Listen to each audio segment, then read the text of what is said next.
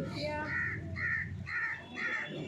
আজি ৭৭তম গণতন্ত্ৰ দিৱস উপলক্ষে এই বিদ্যালয়ত উপস্থিত হোৱা মোৰ মৰমৰ ছাত্ৰ ছাত্ৰীসকল আৰু বিদ্যালয়ৰ শ্ৰদ্ধাৰ প্ৰধান শিক্ষক মহোদয় ডাঙৰীয়া, লগতে বিদ্যালয়ৰ সভাপতি আৰু মোৰ লগত একেলগে কৰ্মৰত আৰু অভিভাৱকসকল, মই সকলোলৈকে গণতন্ত্ৰ দিৱসৰ অলেখ শুভেচ্ছা জ্ঞাপন কৰিলোঁ। আমি সকলোৱে জানো যে 1950 চনৰ 26 জানুৱাৰী তাৰিখে আমাৰ ভাৰতীয় সংবিধানখন কাৰ্যকৰী কৰা হৈছিল। আৰু তোমালোক ছাত্ৰ ছাত্ৰীসকলে জানানে, এই সংবিধান অনুসৰিয়ে আমাৰ ভাৰতবৰ্ষ এখন সাৰ্বভৌম, লগতে ধৰ্মনিৰপেক্ষ, সমাজবাদী আৰু গণতান্ত্ৰিক ৰাজ্য। আৰু আমাৰ এই ভাৰতীয় সংবিধানখনত তোমালোকে সদায় মনত ৰাখিবা, কিতাপতো পাইছা, তথাপিও মই তোমালোকক জ্ঞাতাৰ্থে জনাই থওঁ যে 447টা ধাৰা আছে, 25টা অংশত ভাগ কৰা হৈছে আৰু 12টা অনুসূচী আছে।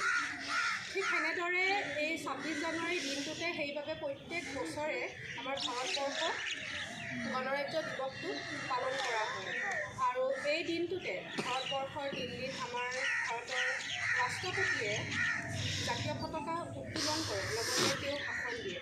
আৰু তোমালোকে জানানে, এই দিনটোতে সেই ৰাষ্ট্ৰপতিৰ অনুষ্ঠানটোতে কি হয় যে পেৰেড অনুষ্ঠিত কৰা হয়। আৰু এই পেৰেডত সাংস্কৃতিক শোভাযাত্ৰাৰ লগতে আমাৰ ভাৰতীয় জোৱানসকলে কুচকাৱাজৰ লগতে বিভিন্ন ধৰণৰ তেওঁলোকে খেল ধেমালি পৰিদৰ্শন কৰায়।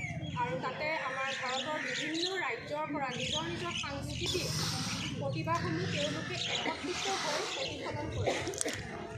আৰু সেয়েহে তোমালোক ছাত্ৰ ছাত্ৰীসকলে সদায় মনত ৰাখিবা যে আমাৰ ভাৰতবৰ্ষৰ সেই মহান মনীষীসকলে ভাৰতবৰ্ষখন স্বাধীন হ'বৰ বাবে যিখিনি ত্যাগ কৰিছিলে, যিখিনি বলিদান দিছিলে, নিজৰ দেহ ত্যাগ কৰি হ'লেও ভাৰতবৰ্ষখন স্বাধীন কৰিবৰ কাৰণে বহুখিনি চেষ্টা কৰিছিলে। সদায় তোমালোকে তেওঁলোকৰ বলিদানসমূহ মনত ৰাখিবা।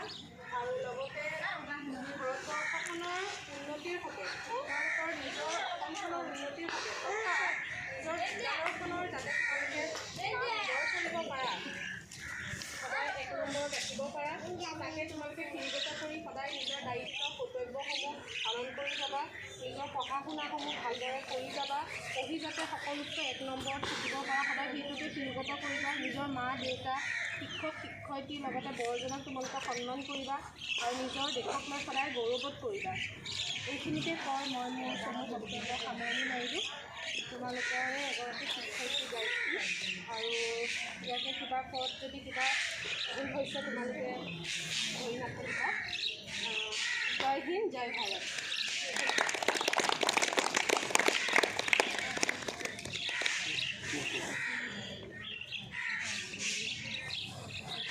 পোনপ্ৰথমে সকলোকে আজি এই ৭৭তম গণৰাজ্য দিৱসৰ আন্তৰিক শুভেচ্ছা আৰু অভিনন্দন জ্ঞাপন কৰিছোঁ।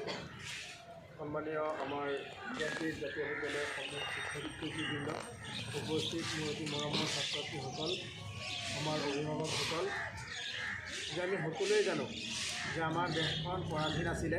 প্ৰায় 200 বছৰ কাল ইংৰাজৰ অধীনত আছিল যদিও 200 বছৰ পিছত আমাৰ ভাৰতীয় মানুহৰ বহুত মনীষীৰ জীৱনৰ বলিদানৰ পৰিপ্ৰেক্ষিতত আমি 1947 চনৰ 15 আগষ্ট তাৰিখে দেশখন স্বাধীন হৈছিল। যদিও দেশখন সুচাৰুৰূপে পৰিচালিত কৰিবলৈ এখন সংবিধানৰ প্ৰয়োজন আছিলে, আৰু সেই সংবিধানখন 1950 চনৰ 26 জানুৱাৰী তাৰিখৰ গৃহীত কৰা হৈছিল। আৰু আমি সেই দিনাৰ পৰাই এই বিশেষ দিনটো গণৰাজ্য দিৱস হিচাপে পালন কৰি আহিছোঁ আৰু অনাগত দিনত পালন কৰি যাম। যে যিসকল মনীষীৰ দ্বাৰা দেশখন স্বাধীন হৈছিলে, বা যিসকলে এই দেশখন স্বাধীন হোৱাৰ কাৰণে তেওঁলোকৰ প্ৰাণ আহুতি দিছিল, গতিকে সেই মনীষীসকলৰ কাৰণে আমি যিমানেই দোৱা প্ৰাৰ্থনা কৰোঁ, তথাপিও আমি কেতিয়াবা এনেকুৱা অনুভৱ হয়, মোৰ নিজৰে কেতিয়াবা এনেকুৱা ফিল হয় যে সঁচাকৈ ইংৰাজসকলে আমাৰ ওপৰত এনেকুৱা আক্ৰমণ কৰিছিল নেকি, যিহেতু আমি নিজৰ চকুৰে দেখা নাই, কিন্তু কিতাপত আমি পঢ়িছোঁ, পঢ়িলে আমাৰ গাৰ নোম এনেই শিয়ৰি উঠে, আমাৰ বুকুখন কঁপি যায়, আমাৰ চকুৰে চকুলো বৈ আহেনে নাই? গতিকে এনেকুৱা এখন দেশৰ পৰা আমি যেতিয়া স্বাধীনতা লাভ কৰিছিলোঁ, যে দেশখন ওচৰতে চলাই নিবলৈ যে সংবিধানৰ প্ৰয়োজন, আৰু সংবিধানে আমাক কি দিয়ে?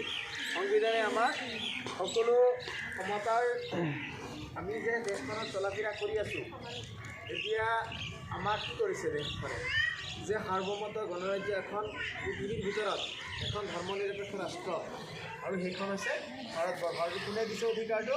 সংবিধানে দিছে যে আমি কি কৰিব পাৰিছোঁ, আমি মুকলিভাৱে ঘূৰা ফুৰা কৰিব পাৰিছোঁ, আমি আমাৰ বাক স্বাধীনতা আছে, আমাৰ এঠাইৰ পৰা আন ঠাইলৈ যোৱাৰ অধিকাৰ আছে, আমাৰ শিক্ষাৰ অধিকাৰ আছে, এনেকুৱা বিভিন্ন ধৰণৰ অধিকাৰ কৰা হৈছে, সংবিধানত সন্নিৱিষ্ট কৰা হৈছে। আৰু এতিয়া এজনে আৰু এজনক আক্ৰমণ কৰিব নোৱাৰি, কিয়? আমি সংবিধানৰ দ্বাৰা সকলোৱে কি হৈছোঁ? বান্ধ খাই আছোঁ। গতিকে এইকাৰণেই এখন দেশৰ কাৰণে এখন সংবিধানৰ খুবেই প্ৰয়োজন। আৰু সেইকাৰণেই প্ৰায় 3 বছৰ কাল আমাৰ দেশত সংবিধান নাছিলে। আমি ইংৰাজৰ সংবিধান অনুসৰণ কৰি, ইংলেণ্ডৰ সংবিধানখন অনুসৰণ কৰি আমি আমাৰ দেশখন গ্ৰহণ কৰা হৈছিলে, যদিও 1950 চনৰ এই 26 জানুৱাৰী তাৰিখে আমাৰ সংবিধানখন বলবৎ কৰা হৈছিল আৰু গৃহীত কৰা হৈছিল। আৰু তেতিয়াৰ পৰাই আমি এই দিন পালন কৰি আছোঁ আৰু অনাগত দিনত আমি পালন কৰি যাম। গতিকে তোমালোকেও যে দেশৰ কাৰণে যে আমি এই 2টা দিন কি কৰোঁ, আমি সকলো কাম বন এৰি পেলাই, এতিয়া চোৱা, মই যোৱা হেৰিটো কৈছিলোঁ যে আমি 15 আগষ্ট আৰু 26 জানুৱাৰী এই 2টা দিনৰ কাৰণেই আমি দেশখনত ইমান ধুনীয়াকৈ বসবাস কৰিব পাৰিছোঁ। দেশখন স্বাধীন হ'লেই নহ'ব, যদি দেশৰ সংবিধান নাথাকে, কোনেও যদি কাকো নামানে, যদি আইন কানুন যদি প্ৰণয়ন একো যদি নাথাকে, তেতিয়াহ'লে দেশখন কেতিয়াও সুচাৰুৰূপে চলিব নোৱাৰে। গতিকে তেনেকুৱা এখন দিনত আজি পতাকাৰ তলত মানুহ ইমানেই ভিৰ হ'ব লাগিছিল যে আমি যাতে জেগা দিব নোৱাৰোঁ, এনেকুৱা এটা পৰিৱেশত বা পৰিস্থিতিৰ সৃষ্টি হ'ব লাগিছিল, কিন্তু আমাৰ সেইটো সৌভাগ্য হোৱা নাই। যদিও তোমালোকৰ ওপৰত মই আশাবাদী, আমি আশাবাদী, তোমালোকো ডাঙৰ হ'বা, যাতে এই পৰম্পৰাটো তোমালোকৰ এনেকৈ যাতে চলি থাকে, আৰু যাতে ভালকৈ মানে সকলো ছাত্ৰ ছাত্ৰী, অভিভাৱক, অভিভাৱিকা, ওচৰ চুবুৰীয়া সকলোৱে একেলগে যাতে আমি ফ্লেগ হোষ্টিং কৰিব পাৰোঁ, তাৰে কামনা ৰাখি পেলাই মই মোৰ চমু বক্তব্য ইমানতে সামৰণি মাৰিছোঁ। মই সকলোৰে মাজৰ পৰা বিদায় লৈছোঁ। যিহেতু মই স্কুলত কলেজতো গৈ ফ্লেগ হোষ্টিং কৰিব লাগিব, তাত দেৰি হোৱাৰ কাৰণে ৰাখি দিছোঁ। গতিকে বাকী এতিয়া ছাৰ আছে, কৰক, আৰু তোমালোকে ব্যৱহাৰ কিবা এটা আছে সেইটো হেৰি কৰি দিবা ছাৰ